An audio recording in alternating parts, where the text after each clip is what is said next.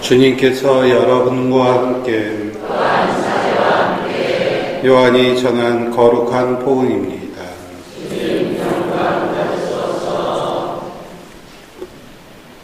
유다인들의 파스카 축제가 가까워지자 예수님께서는 예루살렘에 올라가셨다.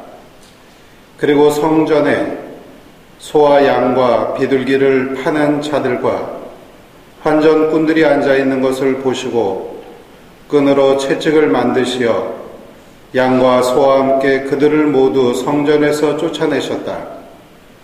또 환전상들의 돈을 쏟아버리시고 탁자들을 엎어버리셨다. 비둘기를 파는 자들에게는 이것들을 여기에서 치워라. 내 아버지의 집을 장사하는 집으로 만들지 말라 하고 이르셨다. 그러자 제자들은 당신 집에 대한 열정이 저를 집어삼킬 것입니다. 라고 성경에 기록된 말씀이 생각났다. 그때 유다인들이 예수님께 당신이 이런 일을 해도 된다는 무슨 표징을 보여줄 수 있어 하고 말하였다. 그러자 예수님께서 그들에게 대답하셨다. 이 성전을 허물어라. 그러면 내가 사흘 안에 다시 세우겠다. 유다인들이 말하였다.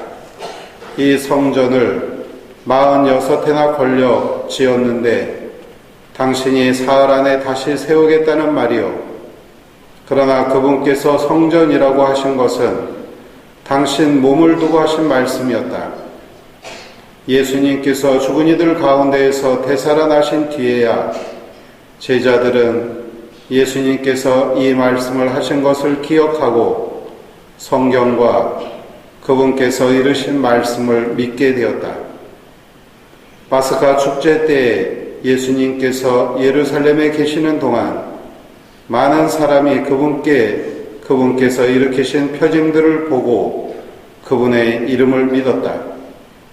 그러나 예수님께서는 그들을 신뢰하지 않으셨다. 그분께서 모든 사람을 다 알고 계셨기 때문이다. 그분께는 사람에 관하여 누가 증언해 드릴 필요가 없었다. 사실 예수님께서는 사람 속에 들어있는 것까지 알고 계셨다. 주님의 말씀입니다.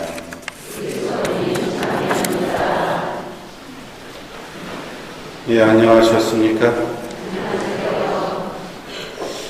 요즘도 중고등학교가 미션 스쿨이면은 예배를 보나요? 다 모르죠? 네?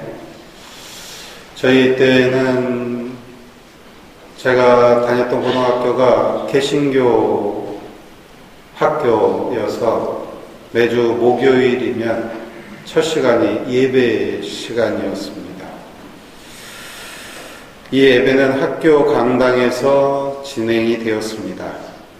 그래서 그런지 저는 중고등학생 때 친구들을 따라 개신교 교회에 가보아도 개신교 성전은 우리 천주교 성전과는 다른 느낌을 받았었습니다.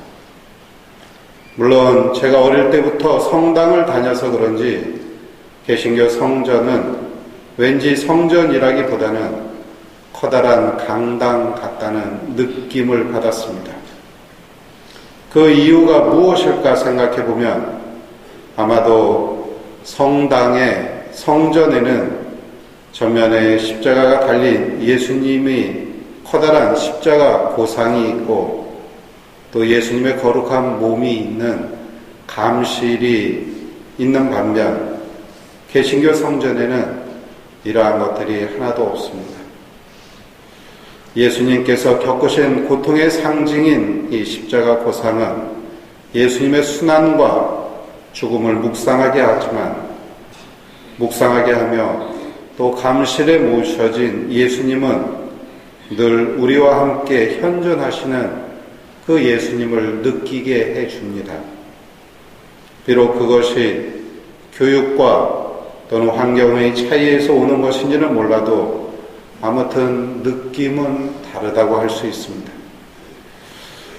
사순 제3주일인 오늘 복음에서는 예수님께서 성전에서 장사하는 장사꾼들과 환전상들을 내쫓는 성전 정화에 대한 말씀을 들려주고 있습니다. 늘 모든 것을 품에 안으시는 것 같은 그러한 예수님을 생각할 때 오늘 보이신 예수님의 이러한 행동은 어찌 보면 참으로 이해하기 힘들고 당혹스럽기까지 합니다. 예수님께서 무척이나 화를 내시는 모습입니다. 얼마나 화가 났으면 채찍까지 만들어서 그들의 물건을 다 내동댕이 쳤을까? 예수님의 이러한 모습에 대해서 제자들은 당신 집에 대한 열정이 저를 씹어 삼킬 것입니다라는 이 성경 말씀을 인용하여 예수님의 모습이 당시 얼마나 격했는가를 우리에게 들려주고 있습니다. 우리 신자들에게 있어서 성전은 하느님 아버지를 만나는 장소요, 기도하는 장소입니다. 예수님 당시 유다인들에게는 성인이면 누구나가 1년에 한 번 예루살렘 성지를 순례해야 하는 율법 규정이 있었습니다. 요한복음은 다른 복음과는 달리 예수님께서 3차례에 걸쳐서 예루살렘 성지에 오른 것으로 표현하고 있는데 아마도 예수님의 공생활이 3년에 걸쳐서 이루어졌음을 우리는 또한 볼 수 있습니다. 율법 규정에 의하면 이 예루살렘 성지 순례는 순례로만 끝나는 것이 결코 아니라 자신의 죄값을 대신할 속죄의 제물도 필요로 했습니다. 속죄의 제물로는 흔히 오늘 예수님께서 채찍을 만들어서 내쫓은 소나 양이나 비둘기 등을 바쳐야 했습니다.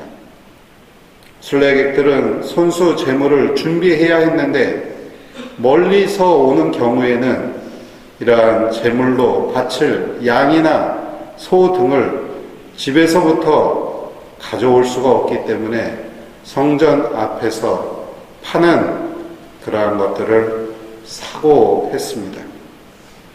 처음에는 순례객들의 편의를 위해서 시작된 이러한 장사가 해를 거듭할수록 장사꾼들끼리 결탁하여 높은 값을 매기거나 폭리를 취하거나 제사장들과 결탁하여 검사 과정을 까다롭게 하여 그들의 물건을 살 수밖에 없도록 해버렸습니다. 이러한 상황들에 대해서 누구보다도 잘 아셨던 예수님은 이러한 이들을 몰아내고자 채찍까지 휘두르신 것이라고 할 수 있습니다. 또한 오늘 복음을 보면 예수님께서는 당신 자신의 몸을 성전에 비유하여 이 성전을 허물어라. 내가 사흘 안에 다시 짓겠다고 하십니다. 우리의 성전 앞에는 성체가 모셔져 있는 감실이 있습니다. 성전이 성전으로서 풍기는 그 무엇은 바로 이 감실에서 우러나온다고 할 수 있습니다. 우리 각자에게는 그 사람에게서 풍기는 그 무엇이 있습니다. 학교 선생님은 선생님으로서 풍기는 그 무엇이 있고 공무원은 공무원으로서 그리고 공직자는 공직자로서 풍기는 그 무엇이 있게 마련입니다. 저는 그것을 그 사람의 향기라고 생각하는데 우리 신앙인은 신앙인으로서 이러한 향기가 있게 마련입니다. 누군가 모르는 이에게서 이러한 향기가 난다면 그는 분명 그의 삶을 충실히 산 결과라고 할 수 있습니다. 학교 선생님은 선생님으로서, 공무원은 공무원으로서, 국가 공직에 있는 공직자는 공직자로서의 향기가 있듯이 신앙인은 신앙인으로서의 향기가 우러나올 때 그는 그의 삶은 신앙인으로서의 삶에 충실했다고 할 수가 있겠습니다. 오늘 우리에게 들려주는 복음의 말씀을 다시 한번 되새기면서 나는 과연 나에게서 어떠한 향기가 나는가? 그리스도인의 향기가 나는가? 아니면 세속적인 사람의 향기가 나는가? 묵상해 볼 필요가 있겠습니다.